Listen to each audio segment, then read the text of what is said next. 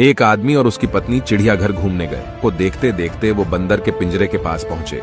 वहां उन्होंने देखा कि एक बंदर अपनी मादा के साथ बड़े जोश से खेल रहा था।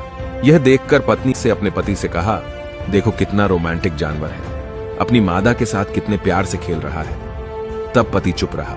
तभी पति पत्नी आगे गए तो उन्हें शेर का पिंजरा नजर आया। वहां उन्होंने देखा कि शेर और शेरनी दूर दूर बड़े आराम से बैठे थे। खामोश शेर एक कोने में अकेला बैठा था, जैसे शेरनी का कोई अस्तित्व ही नहीं हो। यह देखकर पत्नी ने थोड़े दुखी मन से कहा, कैसे जानवर है, बिल्कुल अलग ही बैठा है, जैसे शेरनी को जानता ही नहीं। इनका आपस में बिल्कुल प्यार नहीं लगता। तभी पत्नी को एक पत्थर दिया और कहा, इस पत्थर को जरा शेरनी की तरफ फेंको। और जैसे ही पत्नी ने शेरनी की तरफ पत्थर फेंका, तभी शेर दहाड़ता हुआ अपनी शेरनी की रक्षा के लिए आगे आया।